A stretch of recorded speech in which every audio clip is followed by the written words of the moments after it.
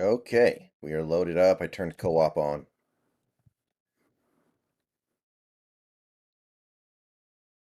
Hey, Silver.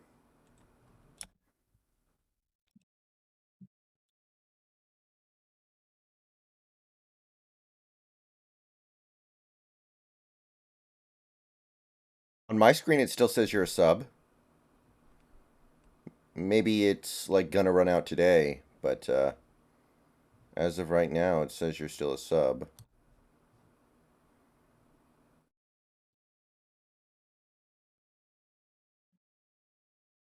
Hey, Mark Mulkey. All right. So this is the final map of PowerWash that me and Snacks have not done yet. Therefore, this may be the last time we play it until there's an update, unless we want to go back through those maps on Snacks' host, which I believe we actually did with the other maps. We did before, but I doubt we'll do it this time. Yeah. I did hear that there's going to be another DLC fairly soon, but I don't know if it's true or Stand not. by. Stand by, I'm getting a phone call. Oh, okay.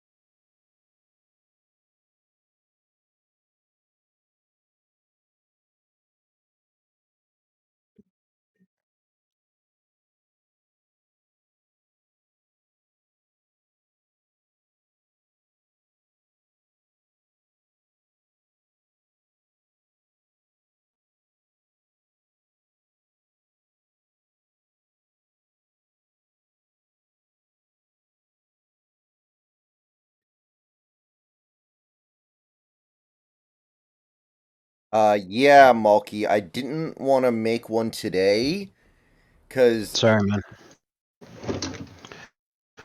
No, it's okay. I wasn't talking to you. I was talking to the chat. But, No. yeah. I didn't want to do it right after we got the news, because that would seem overly reactionary, and I probably wouldn't say anything that would stand up after a few hours because we'd find out more. So I wanted to make sure I waited at least a little bit of time.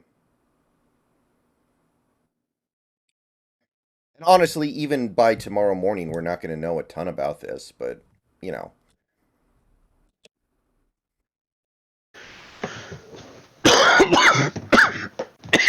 Yeah. This is one of the biggest draft shakeups in recent memory, I think. It's right up there with Laramie Tunsil. What's going on? Well, a guy in the upcoming NFL draft who's entered the draft. He's a Georgia defensive tackle, guaranteed basically to go top five. Some people thought he had a chance to go number one overall. Um, there was an arrest warrant issued for him earlier today because apparently he and a fellow Georgia teammate were drag racing after winning the championship in January, and the other guy crashed and died, and he fled the scene. Wow. At least that's how it looks. It's possible that he didn't know what happened because he was winning the race and was like, huh, I must be way ahead of that guy, not realizing he was dead. But, Yeah. it's not good. It's not good. Obviously. That's why they were tagging you in the Discord today, talking a little bit about it. Yeah, I didn't understand at all what's going on. Yeah.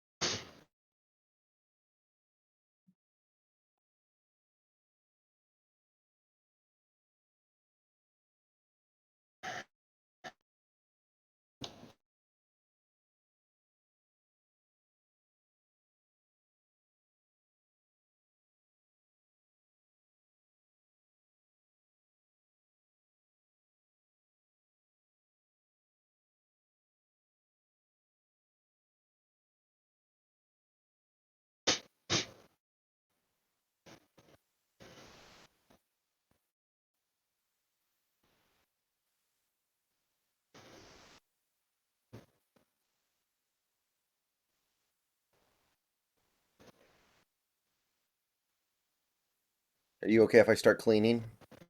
Yeah, go for it. Yeah. I mean, it's just what is this? One, no, it's a uh two compartment train, so it's not going to take super long. Hey, big country.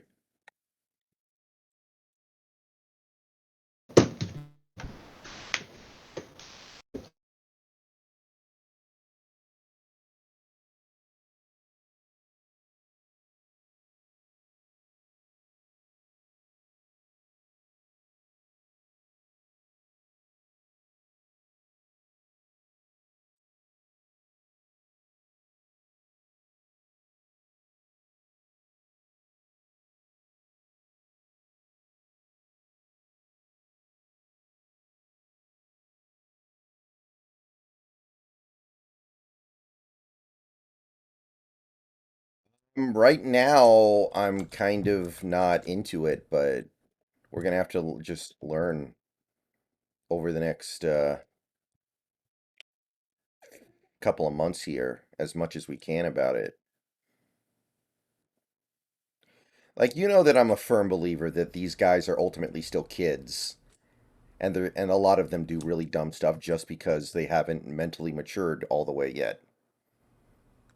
I do believe that.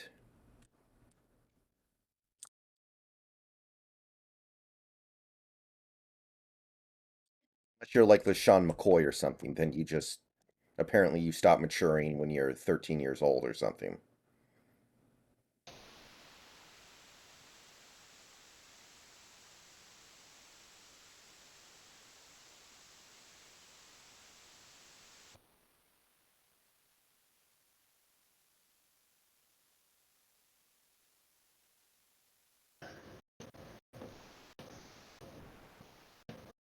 Remember when LeBron and Wade were making fun of Dirk Nowitzki for having a cold, and Dirk called them immature, and people were saying Dirk was a Right. racist because he was calling black people immature?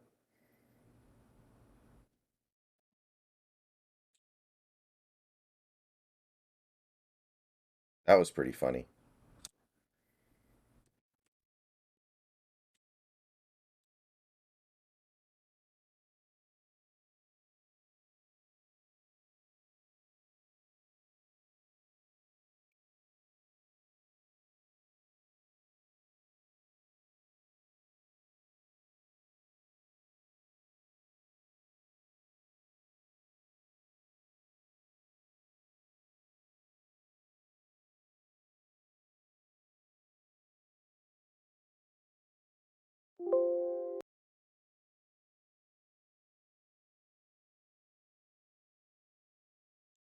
A cheeky birdie, there's no way we'd be able to get him for that kind of a price.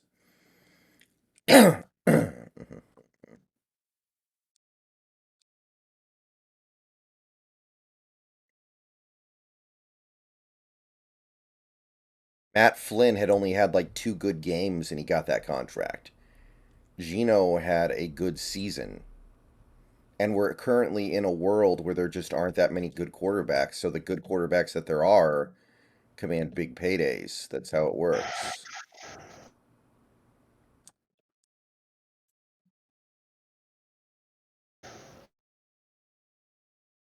No problem, Cheeky.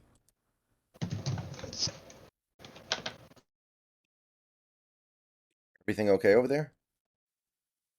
Not really. Be fine. All right. We're the same, man. But anyway, so the plan tonight, just so you guys know, the plan is we finish this map, which is not going to take very long. As you can see, we're already almost 20% done. Then I'm going to turn the stream off and we're going to come back on Dead Space 3, which is a co-op game. So we're going to hopefully be able to get that to work. It looks like it was going to work fine. EA Play seems better than Origin. So we will be doing that together. And that should take a good chunk of the month. And then we still have It Takes Two, which is often considered one of the better co-op games of all time. So that should be fun as well.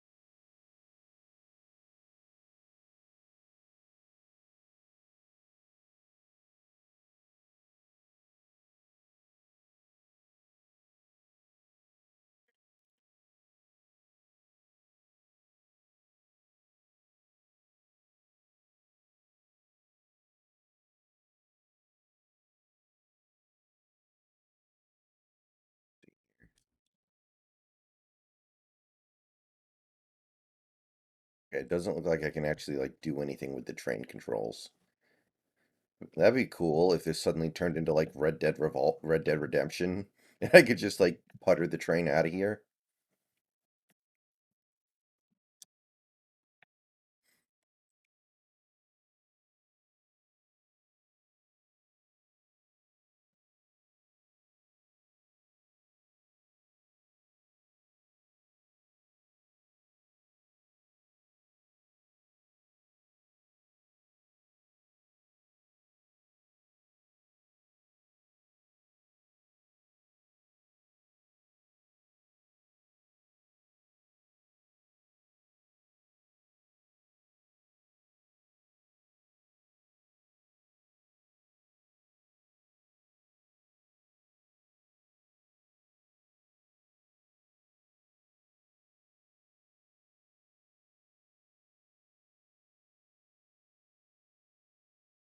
All right. Wait, do we have to clean the dirt? Yes, we do. We have to clean the dirt on top of the. This doesn't make any sense.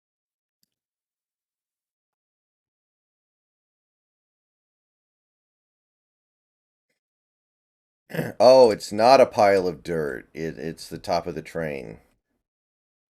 Never mind.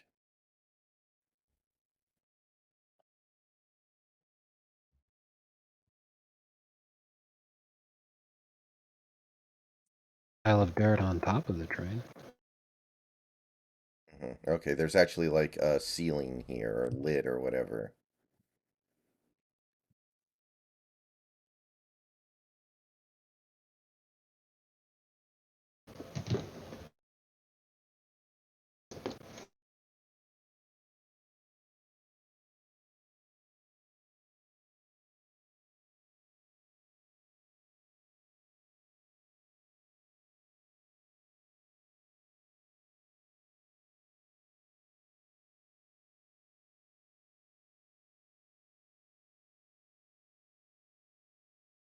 Latrell Sprewell outchoked the coach.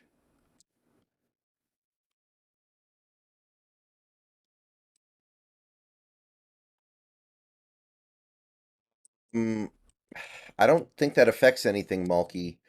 I think trading down works better if there's a top quarterback on the board. People generally trade up for quarterbacks at that high in the draft. Usually, if you trade up to like number one or number two, it's because there's a quarterback there that you're desperate to get.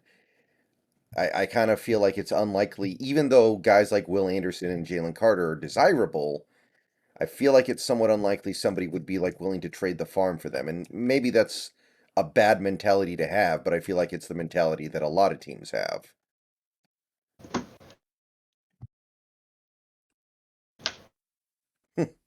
I don't know if this is a hot take, but I think Zion is a bust.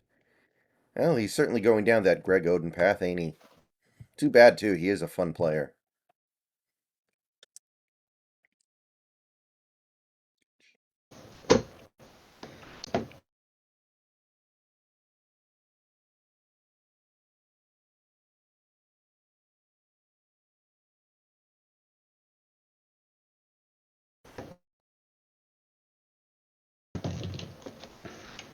They've been laughing since I can remember, but they're not gonna laugh anymore.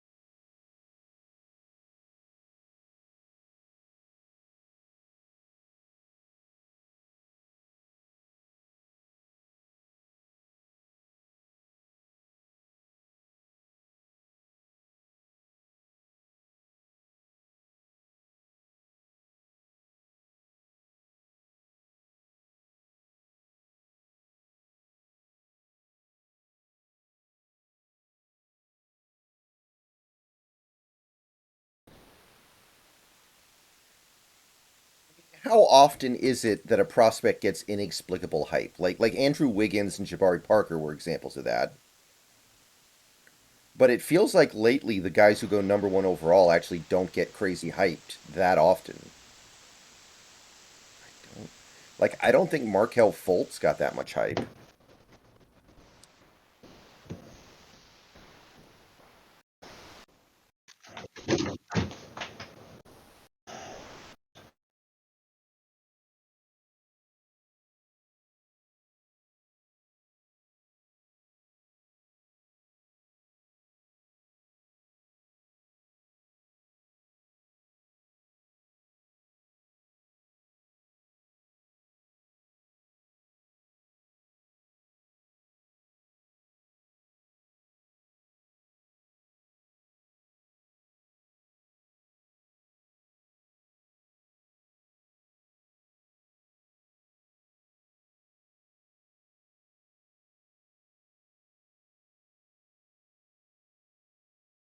Yeah, Lonzo was hyped, but did people? I don't recall people thinking Lonzo was going to be like Magic Johnson. They thought he was going to be a point guard who could pass really well and was never going to be a great shooter.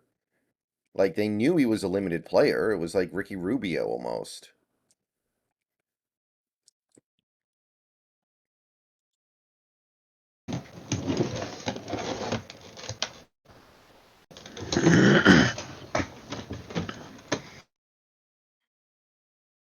And JS, you have no idea how hilarious it is that you called him Webb and Yama to me and Snacks. You're calling the top NBA prospect Webb and Yama. That's great. I love it.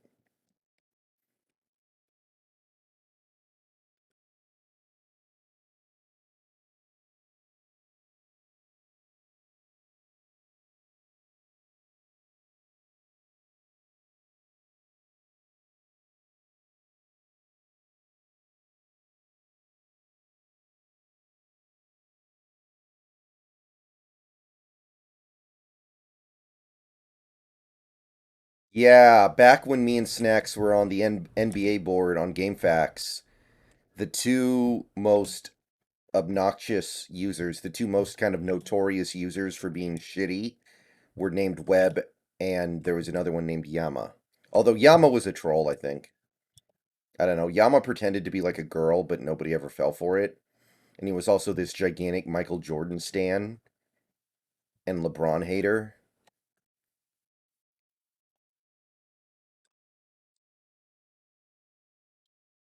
And his signature was a quote from Cardcaptor Sakura, which everyone always dunked on him for, and he always just ignored it. It was great.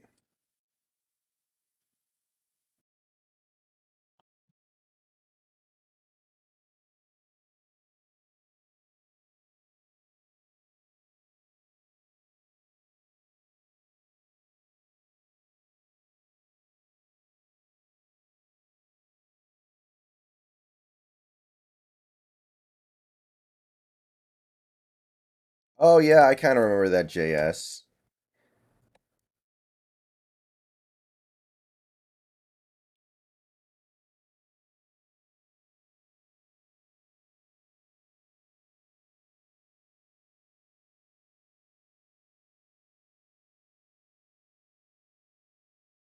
I think it was ESPN used to have a really, really toxic message board system.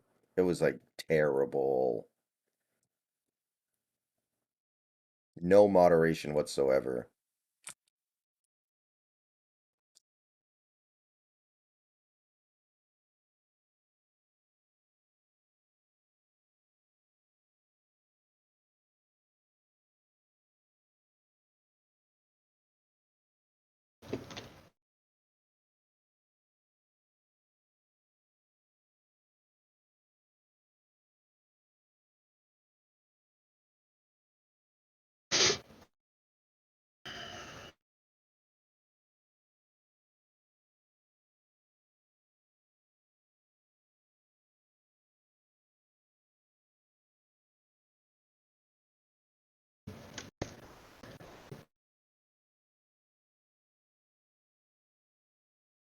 I mean, 4chan it has lasted this long for the same reason that Kiwi Farms has lasted this long. Ultimately, if something really wants to exist on the internet, you can't stop it from existing. You can restrict its reach, but you can never completely take it away.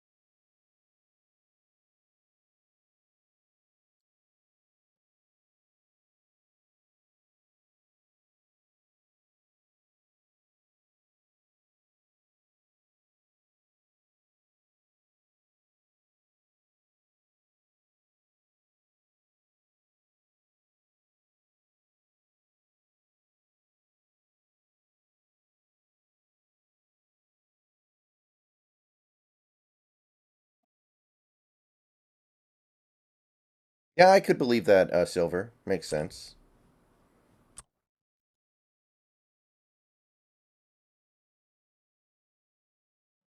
Yeah, the "He Will Not Divide Us" flag thing was incredible. I remember following that live as it was happening.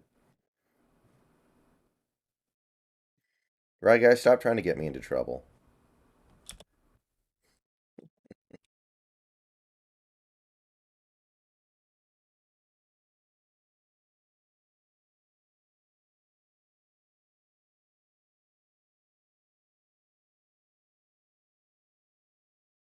But the answer is yes.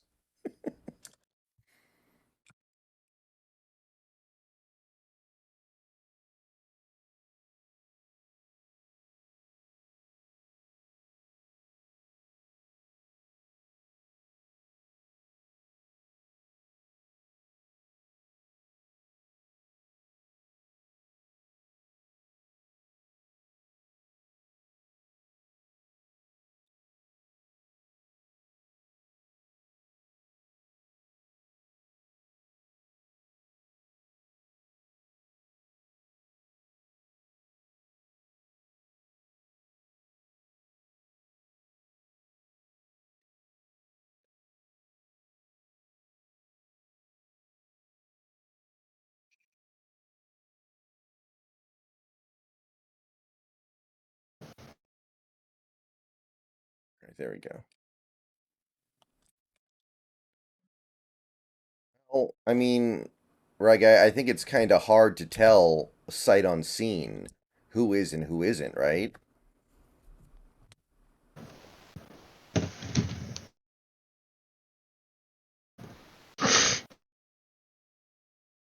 I don't think that's something that's easy to tell at first glance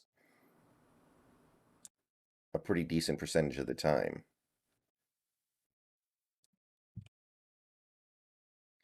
Now if they tell you them their name, that's an easy way. I knew a girl like 13 years ago who had the most Jewish name I've ever heard in my life, and she hated it.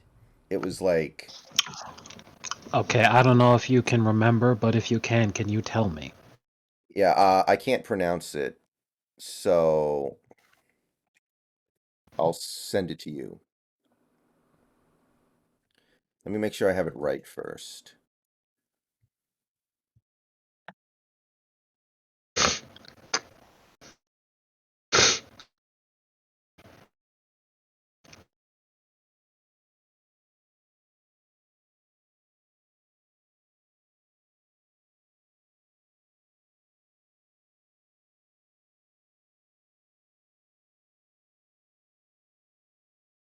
Believe that was how it was spelled.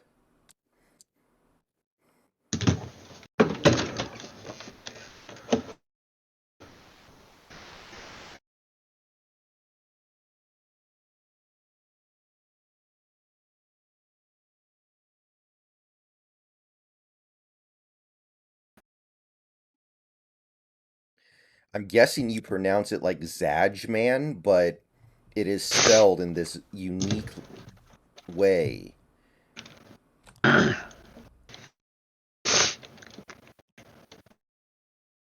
Doesn't look Jewish to me. That looks Polish. Really? Huh. But that's just me. Give me a second. Mhm. Yeah, Google says it's Polish. Zadman. Essentially, the J is silent.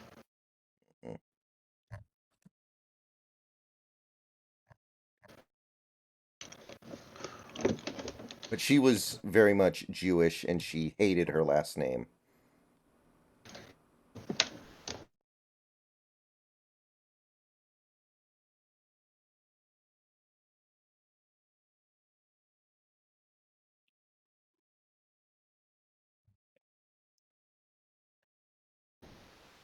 Did I say that on stream? What I just sent you? I mean, it's not exactly bad. It's just.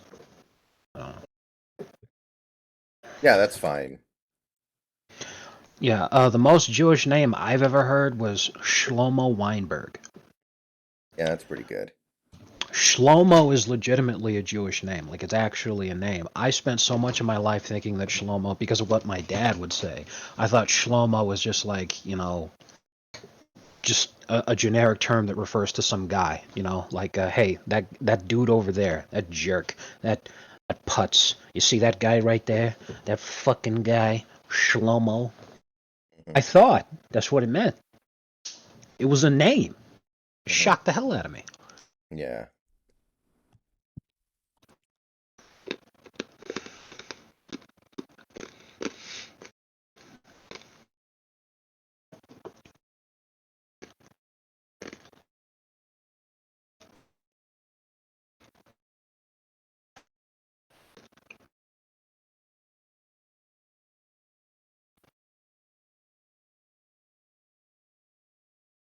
Apparently, I'm looking at it right now. The areas where the name occurs most frequently are France and Israel.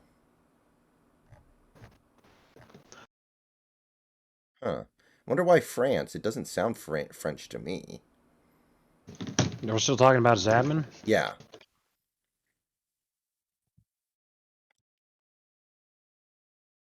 Um, And yet, oh, it wasn't Polish. That was a wrong site. It comes from Spain, and it comes from the section of Spain that is bordering France. hmm, So that would explain why.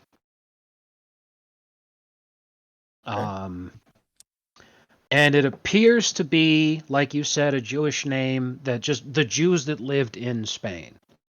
Because remember, the Jewish migration all throughout Europe had a lot to do with the fact that Jews were generally slaves in the Roman Empire, and they were transported around all over the fucking place. Those who were freed were merchants, bankers, lawyers, the same things that they are nowadays.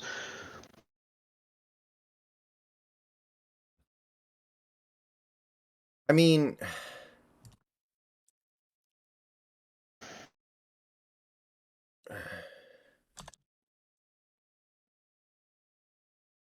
like it's not a name you see. I thought all Polish names ended in I, like Polanski. I thought that like or Gronkowski or Janikowski.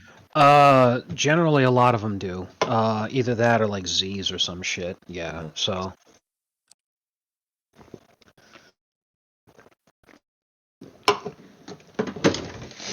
Like there's this thing, like if it ends in an I, it's Polish, but if it ends in a Y, it's well, I can't remember the other half of that rule. Hungarian, Czech, Hmm. Slovakian, Right. Yeah, okay. It might be anything basically else? saying I've got no idea. I'm just throwing those out as guesses. If any of them sound familiar to you. yeah. Like for instance, you have a name like Zelensky, which ends in a Y, but it could easily end in an I. Oh, Basically, if it ends in an uh, I, it's Polish. Slavic. Yeah, Hmm. Slavic. I know what you're talking about. Hmm.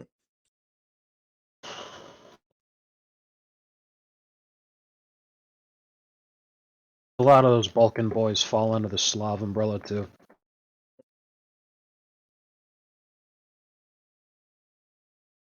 Yeah, that girl I knew, she was, the one who last name Zajman, was also a Admin. huge weeb.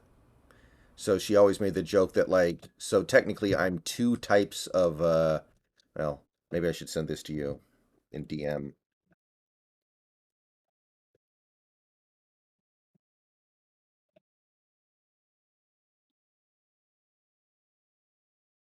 because she was big into Japanese culture, but she was also a Jewish, the JAP acronym, right? Jeez. Jeez, that's oof, yikes.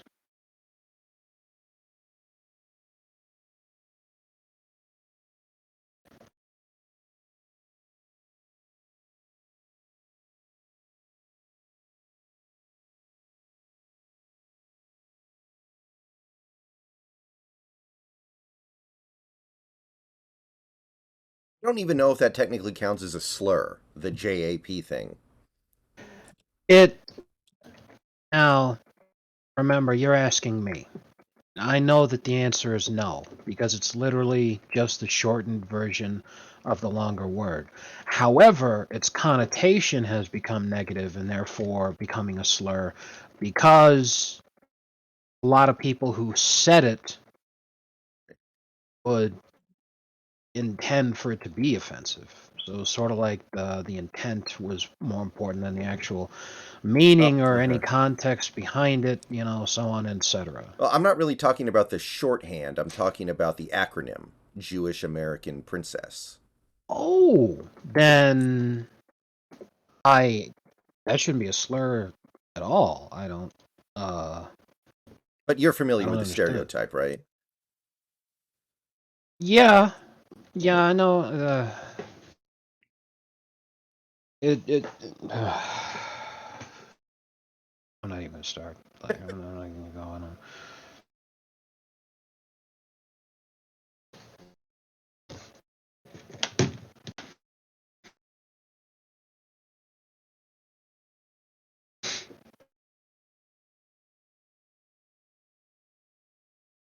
My mom is from New Jersey, and those women bullied her.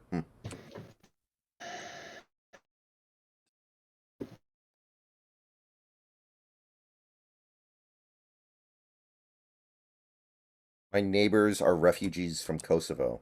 Yeah. Snacks is a fun story he tells sometime about a refugee from, I think it was Egypt, that he used to work with a Oh, long time ago. yes. Long time ago, I used to work at Five Guys in Virginia, and I met a fella who was Egyptian. He was an Egyptian refugee. Now, I thought he was just an immigrant because we had lots in that community. Lots of people just moved there from Egypt, so I just thought he was a regular immigrant. So I was talking to him, and he was like, "Yeah, man, I'm a refugee." I said, "Really, a refugee?" And I was like, "Well." How is that the case? You were displaced by the Arab Spring, and he said, "Yeah, quite literally, and in a much more personal way than a lot of other people." So then, like, he starts explaining to me, he was a big supporter of the Mubarak regime, and the dude was a mayor back in Egypt, and he was in charge of a whole city, and he's a big supporter of the Mubarak regime. And what ends up happening is that he got displaced because as Mubarak was overthrown, he was loyal to the government, which was no longer in power. So he and his family fled for safety. So here's a guy who's a powerful man and an influential man, and then all of a sudden, he's flipping burgers in America.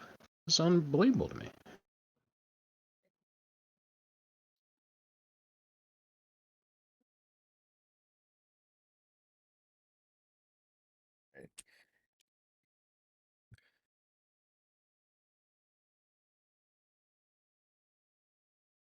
There's that book. I think I've talked about this before, but there's that book, which was eventually turned into a movie, House of Sand and Fog. One of the main characters was a general in Iran, I think, and he had to flee as a refugee, and he came to America. And despite being a powerful general in Iran, in America, he ended up working as like a janitor and stuff. And he would actually dress up in full uniform before leaving the house so his family didn't know what he was doing.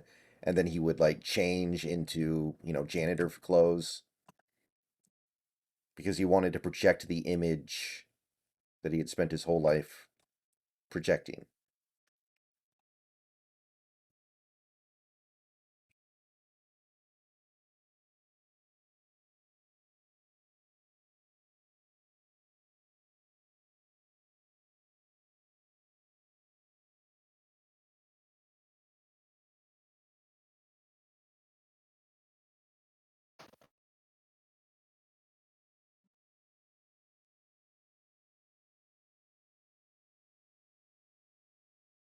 It's okay, Reggae. Don't worry about nothing.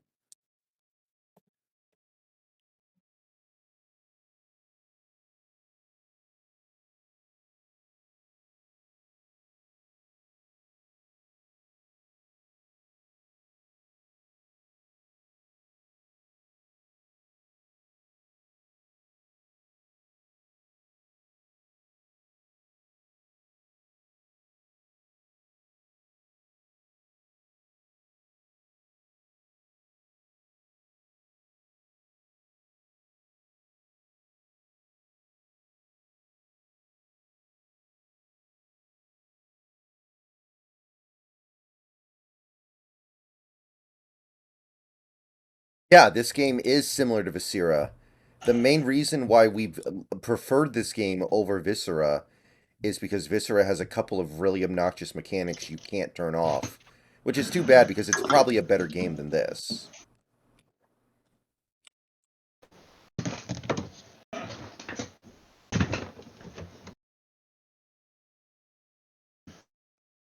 Nothing sucks worse than having the bucket dispenser spit out guts over and over and over again right when you're near the end of the fucking map. And you can't turn it off.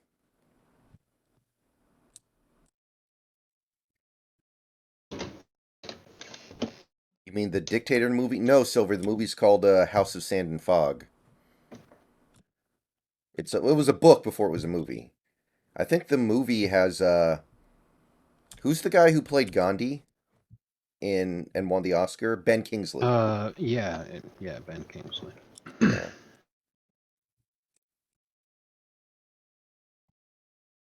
Extremely depressing book slash movie, by the way. House of Sand and Fog.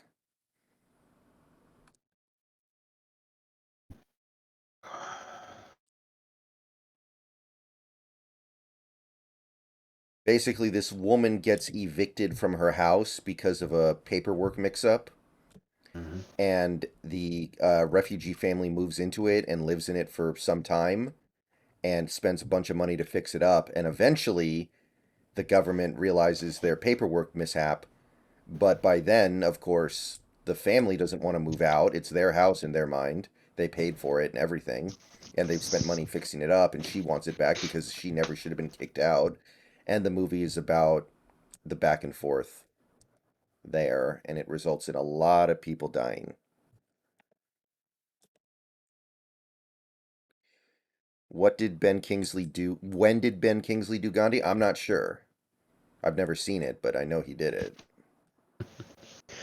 Very amusing. Very, very amusing.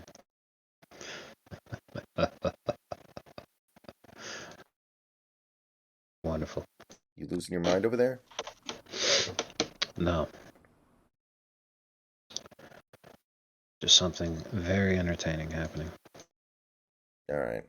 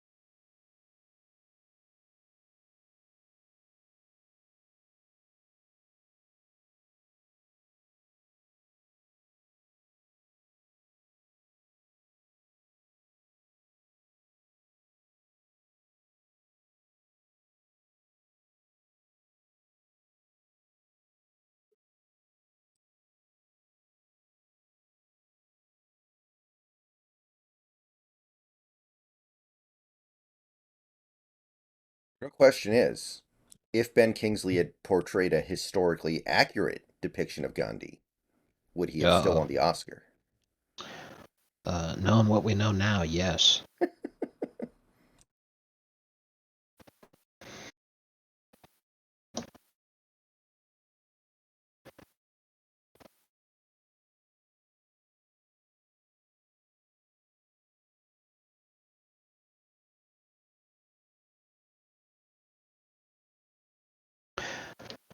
Oh, no, let me check something.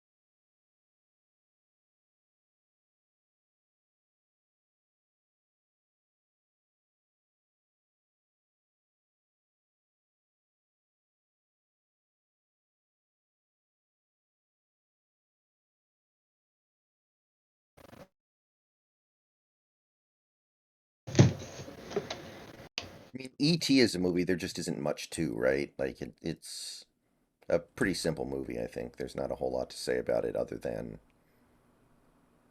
it provokes strong emotions in people.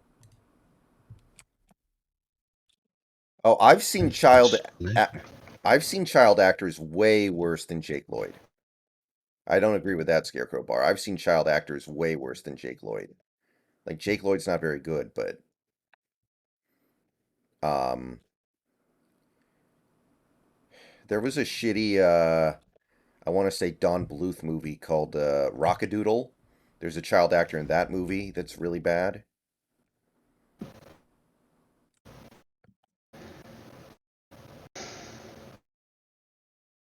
To my recollection, the kid in A Never-Ending Story wasn't very good, but I haven't seen that movie in forever, so I might be wrong.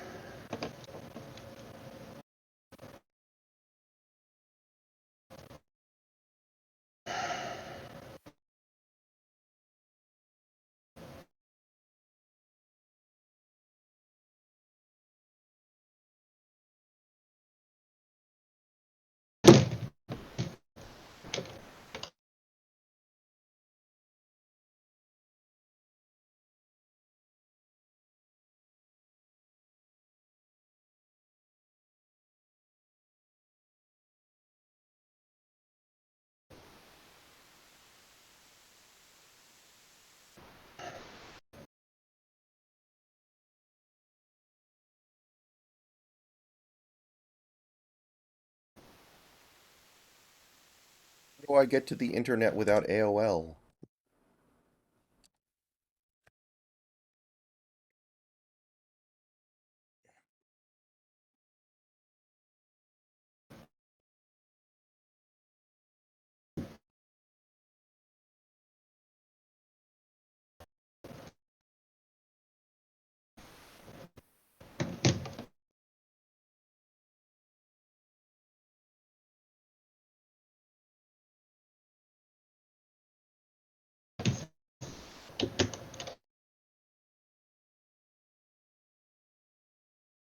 Yeah, I mean, isn't like Haley Joel Osment the exception that proves the rule?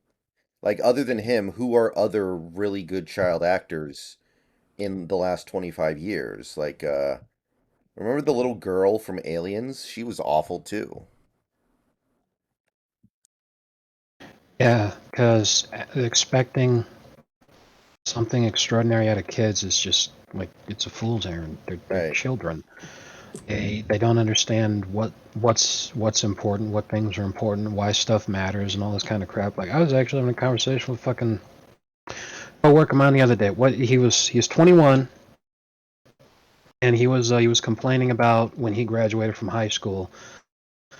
He didn't want to go through his whole graduation ceremony, and he was so upset that his parents were like making him go and all this kind of crap. And he was like, "Why?" Blah, blah, blah. And he was all like, "I don't want to fucking go," and all this kind of crap. And I'm like, "It's not important to you, but it's important to them. Hmm. No, the moment is important to them, and that's what matters. So that's part of life, and kids aren't really gonna see or understand that, and if someone who's 21 could still be missing something like that, then expecting an amazing acting performance from a fucking 8-year-old kid, like what the Hmm. hell? Yeah, which If you is what. get one, if you get one, fantastic, but you're probably not going to get one. Yeah, which is why I've always said Anakin Skywalker in Episode One should have been a teenager. That way, you would have had a chance at a decent performance. Should have been.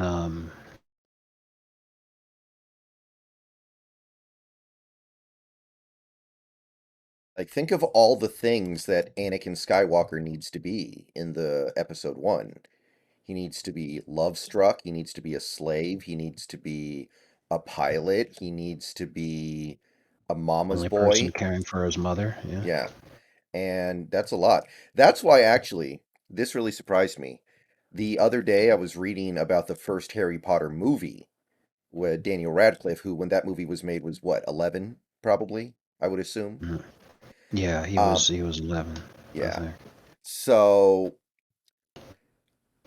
Daniel Radcliffe gave an interview around the time that movie came out to talk about, acting. And he said he was channeling performances from some of his favorite movies to try to convey the emotions necessary. And the movies he referenced, this is an 11-year-old kid, by the way, were The Shawshank Redemption, Dead Poets Society, 12 Angry Men, and What's Eating Gilbert Grape.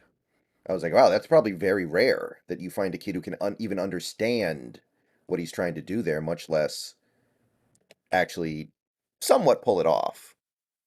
Yeah,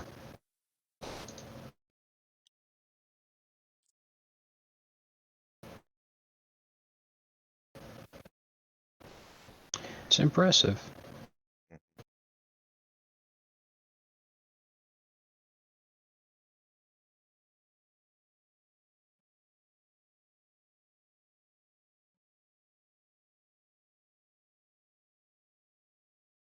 Jake Lloyd regrets being in Star Wars.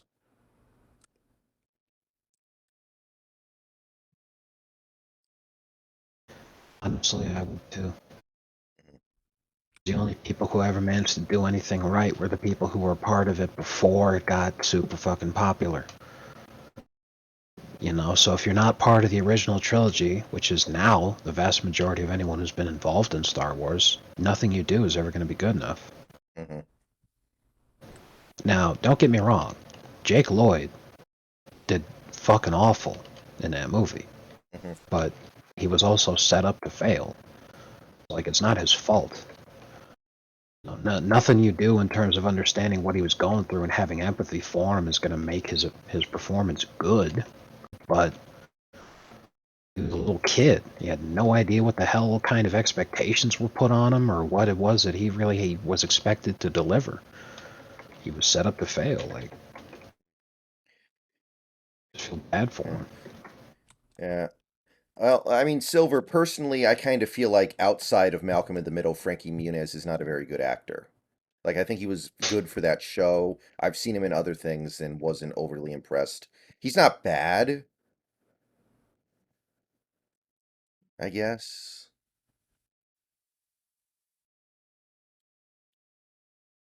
Well, when Malcolm in the Middle started, he wasn't 17. He was way younger than that. In fact, Malcolm in the Middle, he might have been like 10. Yeah, So that's not a yeah. terrible example. I don't know why they're forgetting the early years.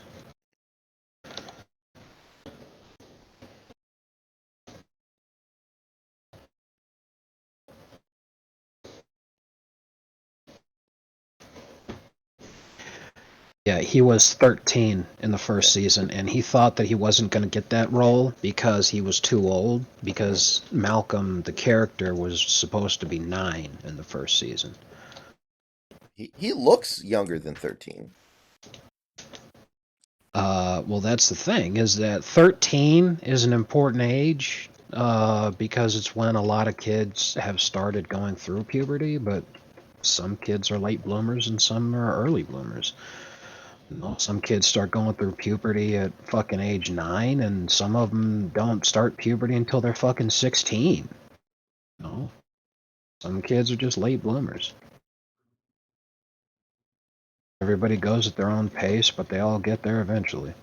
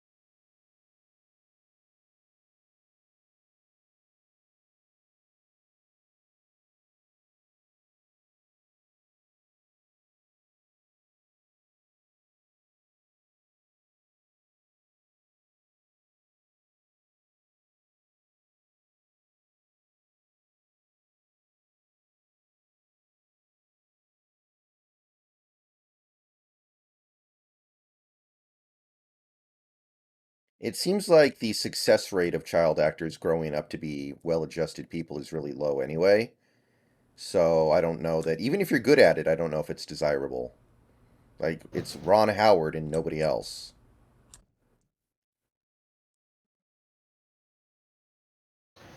Yeah. Why they should just go back to having all child roles being played by midgets.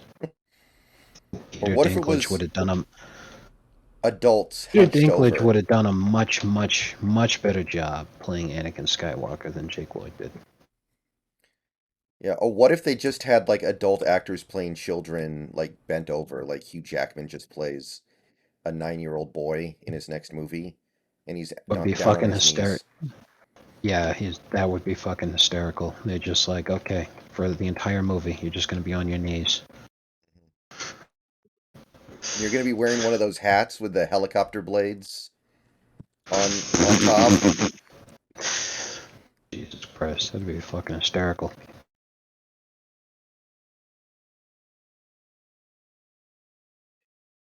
To get in character for my next role, it's only appropriate that I start dating women of the age of the Oh role that I no. am Oh playing. no.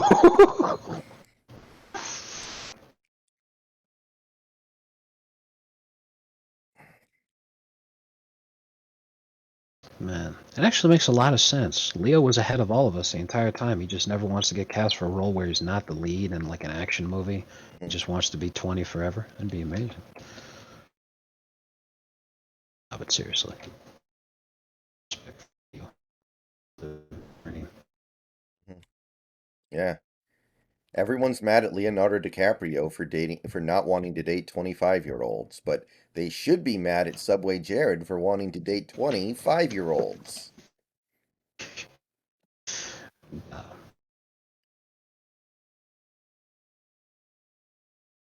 I like how every time you do that joke, the age goes younger. Based.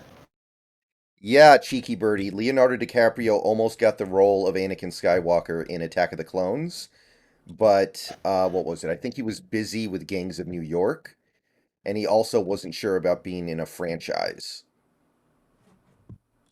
It ended up being a phenomenal decision. Because it's funny because people talk about that thing. Man, Leo would have done such a better job. I'm like, no, he wouldn't.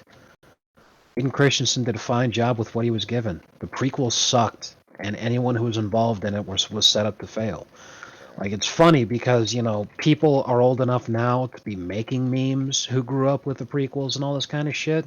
So oh yeah, I love the prequel memes and all this kind of shit, but the movies were bad. They were Yeah. bad and they were always bad. When they came out, everyone said that it was fucking bad. They're still fucking bad. Even Ewan McGregor, who was like the lone bright spot of the whole fucking trilogy, even he was bad. And he even talks about it now, and he was like, "Man, I hate rewatching those movies because I just feel like I could have done a lot better." And it's like, yeah, you could have, but you were set up to fail. Yeah. You know, you could have if you had more creative control over what you were saying and what you were doing, the same way that Harrison Ford did in the original trilogy, but you didn't. You were set up to fail. Yeah. That's one thing I don't like about the prequel memes. I feel like they're brainwashing people into thinking those prequel movies were good. Like they make you nostalgic because even if you're somebody my age, even if you think the prequels suck, which they do, you they are part of your childhood in a way that is tough to completely ignore because that was like the big thing going on when you were of the age when you could start to kind of appreciate things like that. Other than 9/11. Like The Phantom Menace is still the most hyped movie I've ever seen, and it's not even close. And I think it's impossible for any movie to ever be hyped as much as The Phantom Menace was. Yeah, Daniel Day-Lewis is my favorite actor ever too. That's a top tier.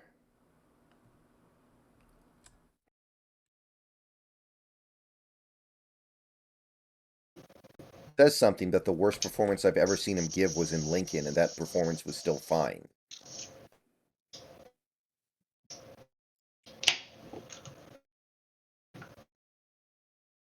Like he didn't do anything wrong.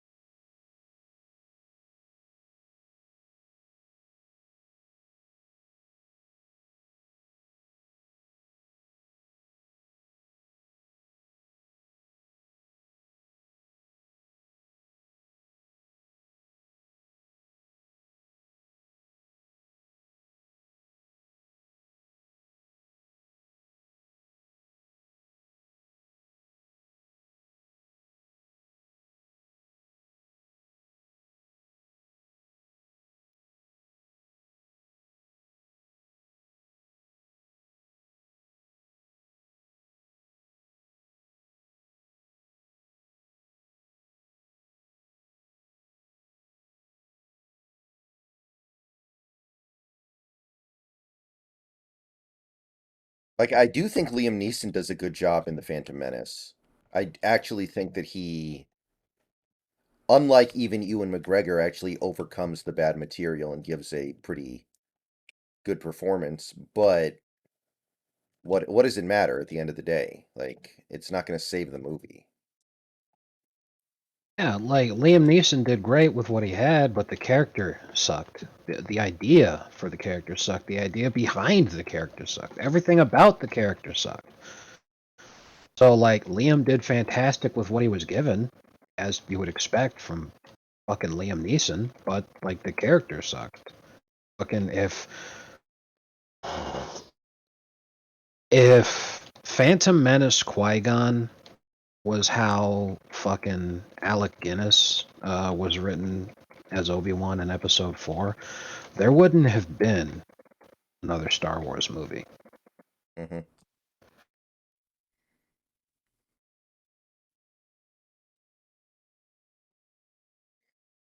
Favorite indie movie? Well, what makes an indie movie, Silver? Like I think that's hard to define precisely. Yeah, because I mean, Like, does anything that A24 produces count as like indie? That's yeah, you do really have to go to great lengths to define indie movie because in a way the original Star Wars was an indie movie.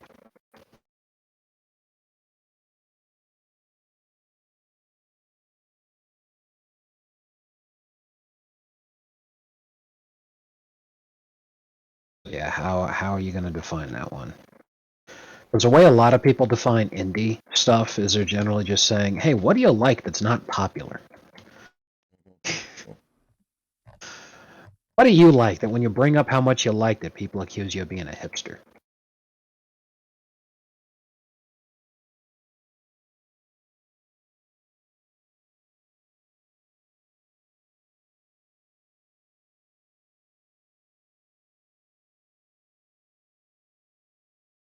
The Lobster was a pretty good indie movie. I like that movie.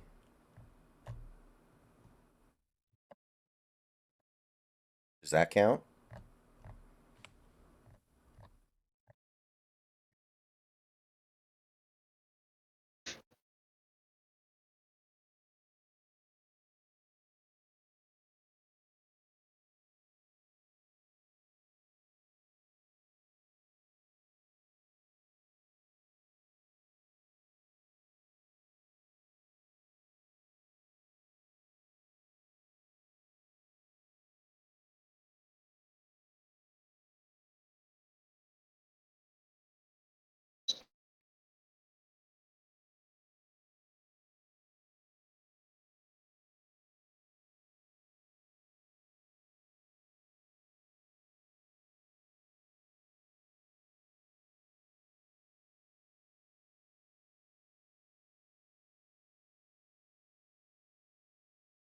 Yeah.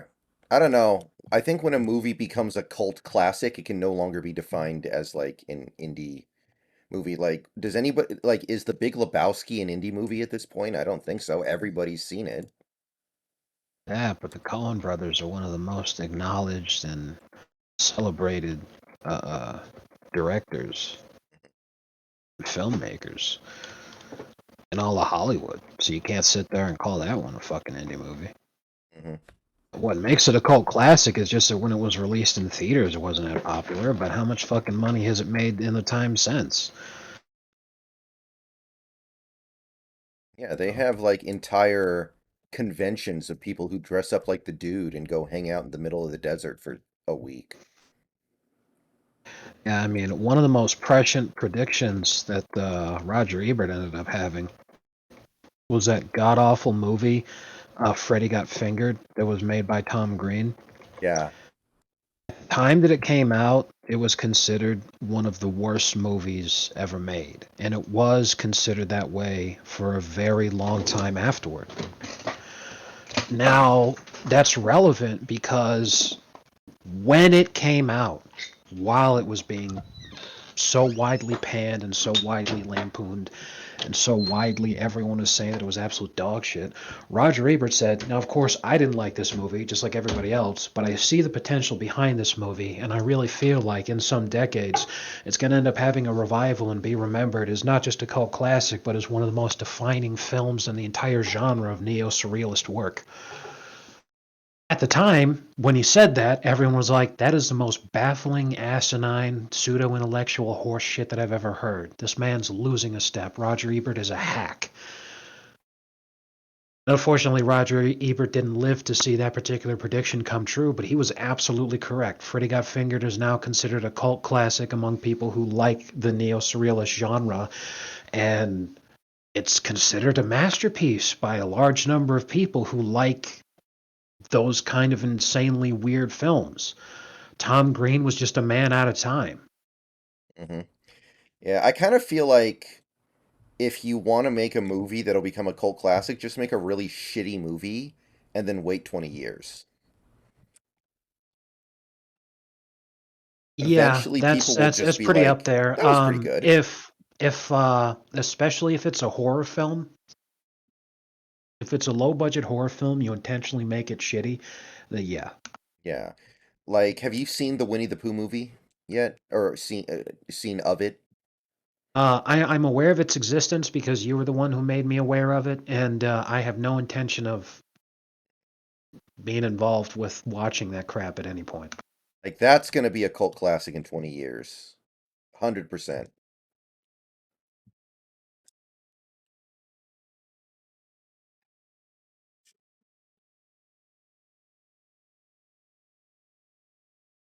Yeah. I think so also because this is one of the sad things.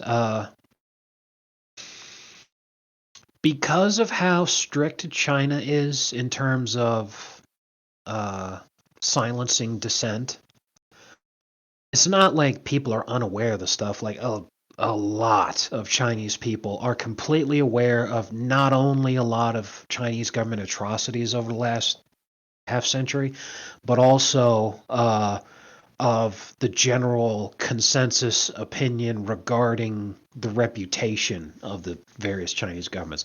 Pretty much every Chinese citizen knows about Tiananmen Square. A lot of them are aware of, the brutal crackdowns that occurred in Hong Kong, of what's happening to the Uyghur people, and just the general human rights abuses of the Xi Jinping administration. However, it seems widely hypocritical to just assault Chinese people with all of that when it's their government who are doing it and not the people themselves. And they're like, well, I can name a billion different fucking things that the governments of whatever country you're from is doing that are completely fucked up because government is bad. People in government are bad. Government does bad things. It violates people's rights. Because the founding fathers were completely correct. They're like, the government doesn't give you your rights. Your rights come from being born a human being. Your rights are bestowed to you by God Almighty. The only people who can take your rights away are people who are violating you and your freedom and your liberty. These are not privileges that were handed out to you for being a good little citizen. And it doesn't matter what country you live in, that remains true. The Chinese citizen that lives in Hong Kong has just as much right to keep and bear arms as an American citizen that lives in the most gun-free red state in the country. By virtue of being a human being, they have that same right. It's just a question of whether or not it's violated by their government. Now, because the Chinese government still silences a lot of dissent, a lot of the anti-government stuff that ends up coming out, people constantly assault Xi Jinping with the whole "he looks like Winnie the Pooh" crap because it's illegal to fucking say that he looks like Winnie the Pooh or whatever over there. So I would consider it to be a cult classic in terms of like a symbol of Chinese resistance in the same way that the Karen rebels that exist in Myanmar fighting against the tyrannical military government and all this have, ever since that movie came out, that Rambo movie has been like a cultural icon to them because not only does it feature the Karen rebels, but it features the Karen rebels winning. Hmm.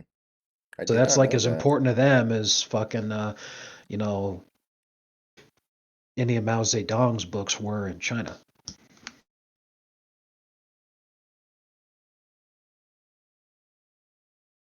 Yeah.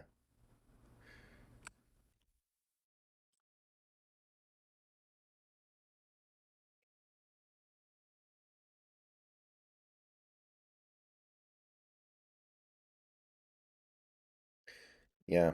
10 years from now, people will be saying, wait a minute, those shitty Saw movies that never got good reviews, those movies were actually good. That's going to be fun.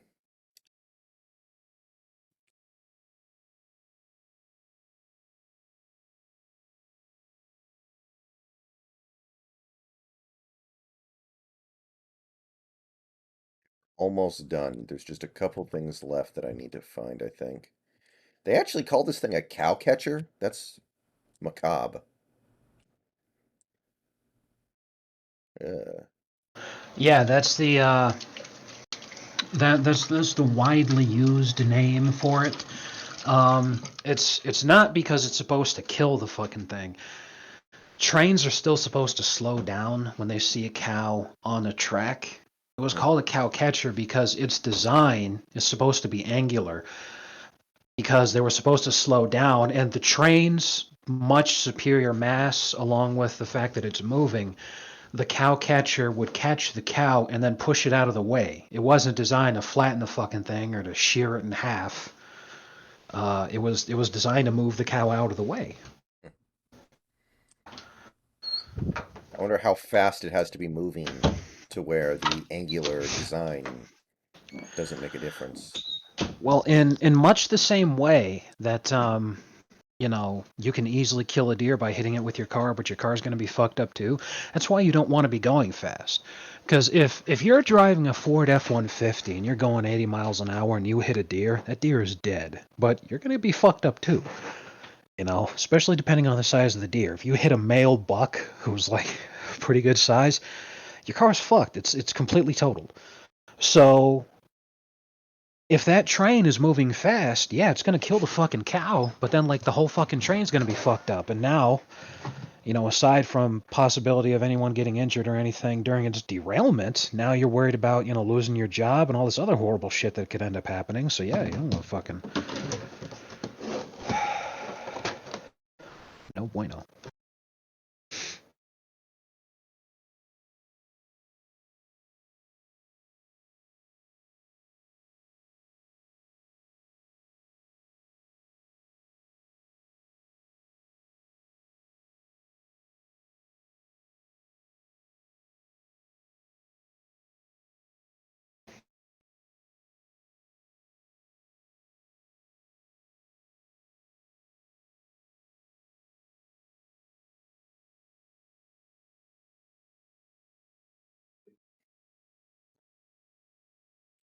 Wait, you mean like to eat?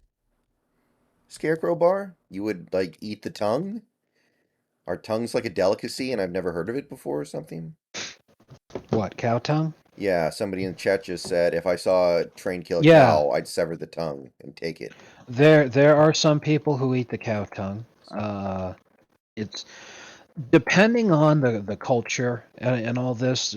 Parts of just about any animal can be considered super, desirable and a big delicacy. Um, the pearl of a chicken. Hmm. Lots of people like that, and even though it's still chicken, so it's not exactly a delicacy. It's something that's desirable, but it's like to me, I don't notice any difference. It's just chicken meat, the same as any other. Me. Smoke. Smoke box door handle. What the hell is that? I would assume the smoke box is the thing you shovel coal into, but no, that's the furnace. So where's the smoke box? I found the smoke box. It's up at the front in the caboose.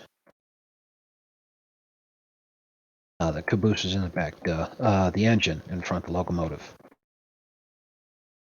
It's the part of the train that carries the smokestack at the Ah, front, where it's venting the smoke from the boiler. Now, where the door handle is on this thing, I'm not sure. Oh, I found it. I found it. ah.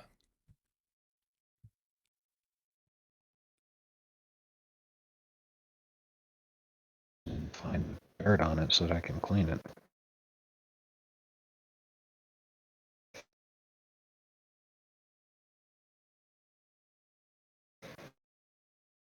There we go. Okay. All right, guys, that was the final map of PowerWash Simulator. Yay. Until they release new ones, which I think they will. In fact, I even heard they were going to do some later this month, but I don't know if that's true or not. Doesn't really matter. All right. So thanks for hanging out, guys. So here's what's going to happen. I'm going to run some ads. I'm going to turn off the stream, and we're going to come back in a little bit here. I got some stuff to do, but I'm going to come back and we're going to do Dead Space 3 co-op. Um, First time ever playing it co-op. I played it on PS3 like 10 years ago. So that'll be fun. But Dead Woo. Space 3 is going to be next. So see you guys in a little bit here. I just got a couple things to take care of, and then we'll check out Dead Space 3 co op.